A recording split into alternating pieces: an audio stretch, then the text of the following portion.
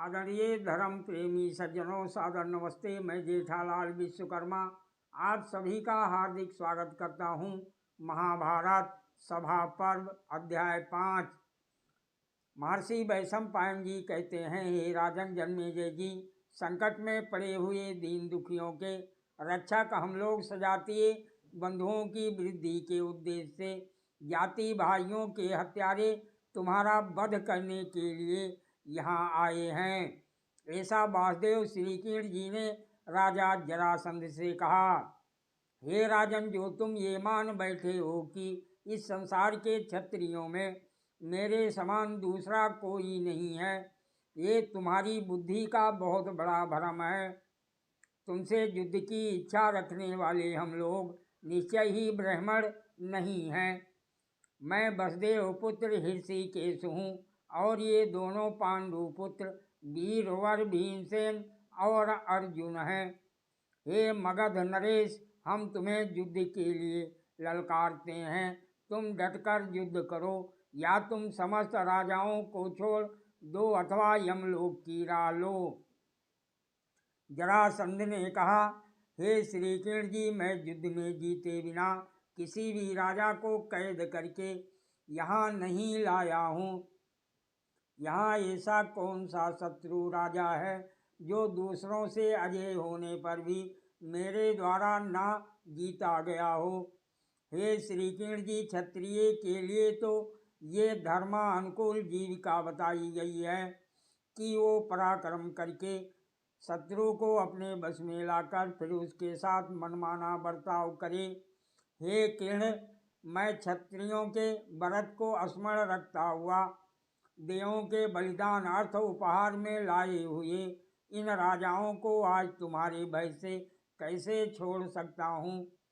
तुम्हारी सेना मेरी व्यूह रचना युक्त सेना के साथ लड़ ले अथवा तुम में से कोई एक मुझे अकेले के साथ द्वंद्व युद्ध कर ले, अथवा मैं अकेला ही तुम में से दो या तीनों के साथ बारी बारी से अथवा एक साथ युद्ध कर सकता हूँ। श्री कृष्ण जी ने पूछा, हे राजन, हम तीनों में से किस एक वीर के साथ युद्ध करने के लिए तुम्हारे मन में उत्साह हो रहा है? हम में से कौन तुम्हारे साथ युद्ध के लिए कटिबद्ध हो? महर्षि वैशंपायन जी कहते हैं, योगीराज श्री कृष्ण जी द्वारा इस प्रकार पूछे जाने पर महातेजस्वी मगध नरेश राजा जरासंध ने भीमसेन के साथ युद्ध करना स्वीकार किया। जरासंध ने किरीट अर्थात मुकुट उतार कर केशों को कसकर बांध लिया। तत्पश्चात उस युद्ध के लिए उठकर खड़ा हो गया, मानो समुद्र अपनी मर्यादा को लांघने के लिए उद्यत हो गया हो। फिर भयानक पराक्रम करने वाले बुद्धिमान राजा जरासंध ने भीमसेन से कहा, हे भीमसेन, आओ, मैं तुमसे युद्ध करूंगा, क्योंकि श्रेष्ठ पुरुष से लड़कर हारना भी अच्छा है। ऐसा कहकर महातेजस्वी शत्रु दमन जरासंध भीमसेन की ओर बढ़ा, मानो बल नामक असुर इंद्र से भिड़ने के लिए बढ़ा आ रहा हो।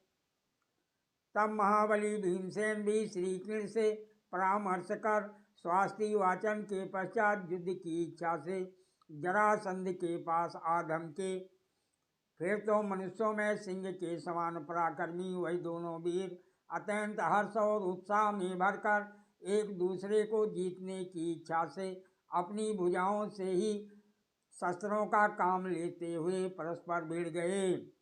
पहले उन दोनों ने हाथ मिलाए, फिर एक दूसरे के चरणों का अभिवादन किया। तदंतर भुजाओं को भुजाओं से ठोंकते हुए वह दोनों वीर ताल ठोकने लगे। हे राजन, फिर वह दोनों हाथों से एक दूसरे के कंधे पर बार बार चोट करते हुए अंग अंग से भिड़कर आपस में गुथ गए तथा एक दूसरे को बार बार रगड़ने लगे। एक दूसरे के हाथ दबाकर वह दोनों दो गजराजों की भांति गरजने लगे। वह दोनों ही भुजाओं से प्रहार करते हुए मेघ के समान गंभीर स्वर से महानाद करने लगे। थप्पड़ों की मार खाकर वह परस्पर घूर घूर कर देखते और अत्यंत क्रोध में भरे हुए दो सिंहों के समान एक दूसरे को खींच खींच कर लड़ने लगे। हे राजन जन्मेजय जी, उस समय उनका मल्ल युद्ध देखने के लिए नगरवासी सहस्त्रों ब्राह्मण, क्षत्रिय, वैश्य, शूद्र, स्त्रियां एवं वृद्ध एकत्र हो गए। मनुष्यों की अपार भीड़ से वो स्थान खचाखच भर गया। उन दोनों की भुजाओं के आघात से तथा एक दूसरे के निग्रह प्रग्रह से ऐसा भयंकर पटपट शब्द होता था मानो वज्र और पर्वत आपस में टकरा रहे हों। बलवानों में श्रेष्ठ वह दोनों वीर अत्यंत हर्ष और उत्साह में भरे हुए थे तथा एक दूसरे की दुर्बलता पर दृष्टि रखते हुए परस्पर बलपूर्वक विजय पाने के इच्छुक थे।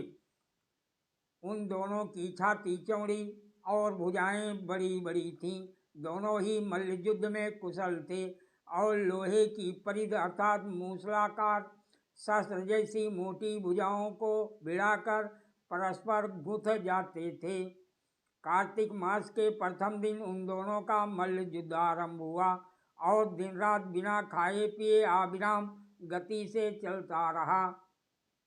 उन वीर महात्माओं का वो युद्ध इसी रूप में त्रयोदशी तक चलता रहा। चतुर्दशी की रात्रि में मगध नरेश जरासंध थककर युद्ध से निवृत्त सा होने लगा। हे राजन, मगध नरेश को इस प्रकार थका देखकर श्री कृष्ण जी ने भयानक कर्म करने वाले भीमसेन को संबोधन सा करते हुए कहा, हे कुंती नंदन, शत्रु थक गया हो तो युद्ध में उसे अधिक पीड़ा देना उचित नहीं है। यदि उसे पूर्ण रूप से पीड़ा दी जाए तो वो अपने प्राणों को त्याग देगा। हे पार्थ, तुम्हें राजा जरासंध को अधिक पीड़ा नहीं देनी चाहिए। हे भरतश्रेष्ठ, तुम अपनी भुजाओं द्वारा इनके साथ संभाव से ही युद्ध करो। श्री कृष्ण जी के ऐसा संकेत करने पर शत्रु दमन महाबली भीमसेन ने उसी समय बलशाली जरासंध को उठाकर आकाश में घुमाना आरंभ किया। हे भरतश्रेष्ठ जन्मेजय जी, भीमसेन ने उसे 100 बार घुमाकर धरती पर पटक दिया। फिर उसकी पीठ को धनुष की भांति मोड़कर दोनों घुटनों की चोट से उसकी रीढ़ तोड़ डाली और अपने शरीर की रगड़ से उसे पीसते हुए भयंकर सिंहनाद किया। तत्पश्चात शत्रुओं का मान मर्दन करने वाले वह तीनों वीर रात्रि में जरासंध के प्राणहीन शरीर को सोते हुए के समान राजभवन के द्वार पर छोड़कर वहां से चल दिए। दोनों हाथों से शत्रु का कंधा पकड़कर खींचने और उसे मुंह के बल नीचे गिराने की चेष्टा का नाम निग्रह तथा शत्रु को उत्तान गिराने के लिए उसके पैरों को पकड़कर खींचने का नाम पराग्रह है। 13 दिन तक बिना खाए पिए निरंतर युद्ध विश्व कीर्तिमान अर्थात वर्ल्ड रिकॉर्ड है जिसे आज तक कोई नहीं तोड़ सका है।